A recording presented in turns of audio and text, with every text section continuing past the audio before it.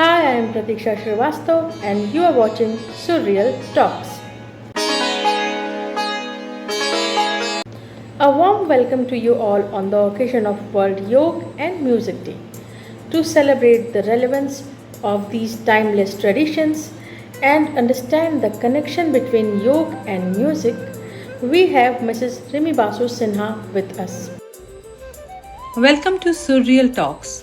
मैं हूँ उपासना और आज मैं स्वागत करती हूँ रीमी जी को सुरियल टॉक्स के मंच पर।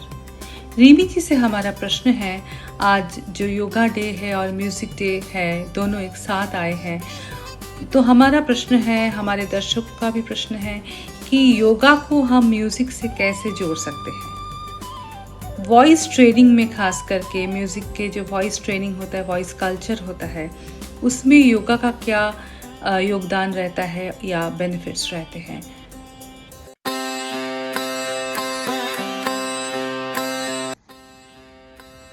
नमस्कार, मैं रिमी बासु सिन्हा आप सभी का सुरियल के इस मंच पर हार्दिक अभिनंदन करती हूँ।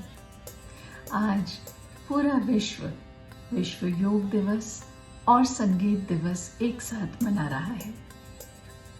आज हमने सोचा कि सुरियल के इस मंच पर क्यों ना हम भी ये जानने की कोशिश करें कि कैसे योग और संगीत एक दूसरे से जुड़े हुए हैं और एक दूसरे के पूरक हैं। Thank you so much dear Upasana for your wonderful question. मैं इसको कुछ पार्ट्स में उत्तर देने की कोशिश कर रही हूँ। जैसे कि हम सबको पता है, योग और संगीत दोनों ही प्राचीन भारतीय परंपराओं से जुड़ा हुआ है, वेदों से जुड़ा हुआ है। ये दोनों एक दूसरे के पूरक हैं, क्योंकि इन दोनों का मूल उद्देश्य अपने मन को शांत करना है, मानसिक तनाव और स्ट्रेस को पूरी तरह से कम करना है। Both leads to eternal peace of mind and mindfulness. Both leads to eternal peace and mindfulness. Yoga and music share deep historical, physiological, and spiritual roots. Yoga rooted in the Vedas and music in Samaveda. Together, they utilize rhythm and vibration to align the mind, body and spirit. जी बिल्कुल रिमी जी, आपने आज जो बताई है हमको समझाया है, हम शायद इन पहलुओं को इतनी गहराइयों से कभी नहीं सोचे थे। और हमको ये भी जानने का मन है आपसे कि आपके जो मेंटोरिंग के दौरान, म्यूज़िक मेंटोरिंग के दौरान किस तरीके से योगा की आवश्यकता पड़ी है। ये हम सच्ची में, ये शायद हमारे जितने स्टूडेंट्स हैं उनके लिए बहुत ही एक इम्पॉर्टेंट इन्फॉर्मेशन बन पाएगा। योग और संगीत दोनों ही यूनिवर्सल साउंड से जुड़ा हुआ है, जो कि नाद ब्रह्म कहलाता है। नाद यानी साउंड। तो जैसा कि मैंने कहा, संगीत और योग दोनों ही ब्रह्म नाद या नाद ब्रह्म से जुड़ा हुआ है। अब आने वाले किसी एपिसोड में हम इसकी डिटेल्स में चर्चा करेंगे। साउंड यानी आवाज यानी नाद। संगीत बिना नाद के तो संभव ही नहीं है। उसी तरह से योग भी नाद के बगैर संभव नहीं है। नाद दो प्रकार के होते हैं, आहत और अनाहत।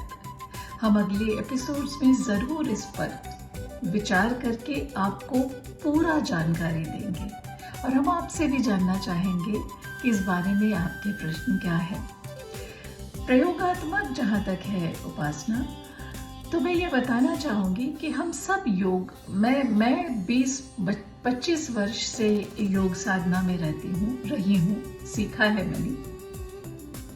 जिस तरह हम शरीर, मन और स्पिरिचुअल यानी आध्यात्म के साथ जोड़कर योग को देखते हैं, उसी तरह संगीत को भी हम इन तीनों अवयवों के साथ जोड़कर देखते हैं, जैसे कि पहले भी मैंने बताया।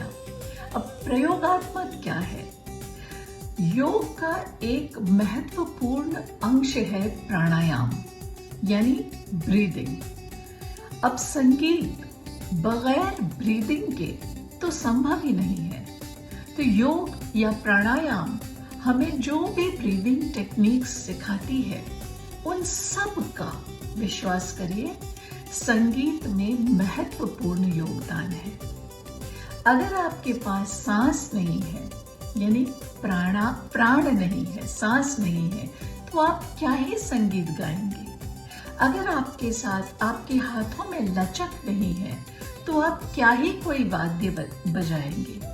और अगर आपके शरीर में लचक नहीं है, तो आप क्या ही कोई नृत्य प्रस्तुत कर सकते हैं। तो ये संगीत के तीनों प्रकार, गायन, वादन और नृत्य, पूरी तरह से योग के प्रयोग में डूबा हुआ है। और साथ ही जो महत्वपूर्ण योग हमें जो सबसे महत्वपूर्ण गुण सिखाता है, वो है कंसंट्रेशन, यानी एकाग्रता। और वो एकाग्रता संगीत में सबसे अधिक मायने रखती है।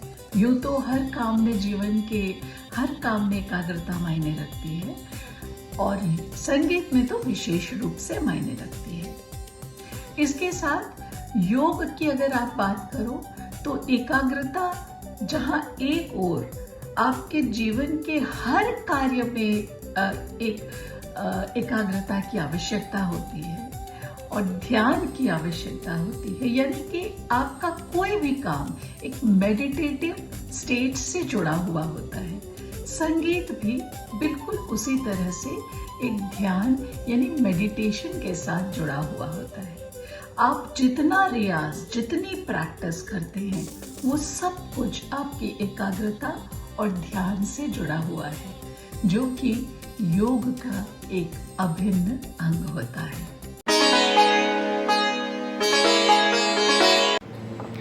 That's amazing. So, Rimiji, on this occasion of mindfulness and melody together, what message would you like to give to our audience? मेरा प्रतीक्षा, मेरा क्या संदेश हो सकता है? मैं तो सिर्फ ये कहूँगी कि योग हमारे जीवन के हर पहलू में रचा बसा है।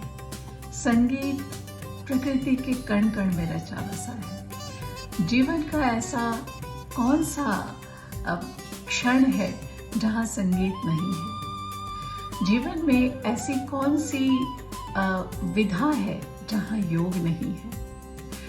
तो मेरा संदेश मैं क्या ही बोलूं, सबको, अपने आप को भी मैं यही समझाती हूँ कि यदि हमें कोई भी कार्य शिद्दत के साथ करनी है, if we are passionate about our work, so we need yoga for that, for perfection, for concentration, for execution, for everything we need the help and support of yoga और योग।